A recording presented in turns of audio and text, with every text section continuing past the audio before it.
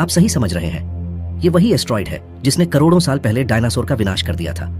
66 million साल पहले यह एस्ट्रॉइड पृथ्वी की तरफ बढ़ रहा था, लेकिन यहाँ धरती पर एक आम दिन था। जंगल में डायनासोर घूम रहे थे, आसमान में टेरोसौर उड़ रहे थे और समुद्र में बड़े बड़े मॉन्स्टर्स घूम रहे थे।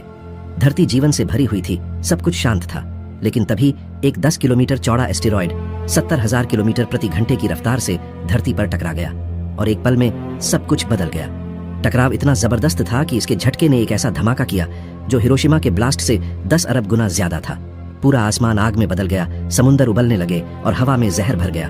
दिन एक पल में अंधेरे में बदल गया और धरती पर मौजूद 1/4 जीवन पल भर में नष्ट हो गया।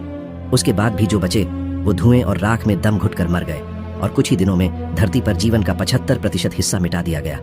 डायनासोर जो धरती पर 16 करोड़ साल तक राज करते रहे, वो एक ही पल में इतिहास बन गए। पर यह सिर्फ एक तबाही नहीं थी।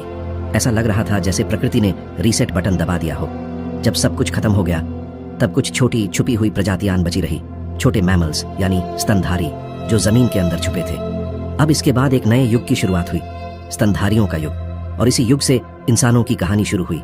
लेकिन सोचो, अगर वो एस्टेरॉइड थोड़ा सा पहले या थोड़ा सा बाद में टकराता या फिर टकराता ही नहीं तो शायद डायनासोर आज भी जिंदा होते और हम शायद कभी पैदा ही नहीं होते। एक एस्टेरॉइड ने पूरी दुनिया मिटा दी, लेकिन शायद उसने ही एक नई दुनिया को भी जन्म दिया। यानी एक तबाही भी कभी नई रचना का पहला कदम हो सकती है।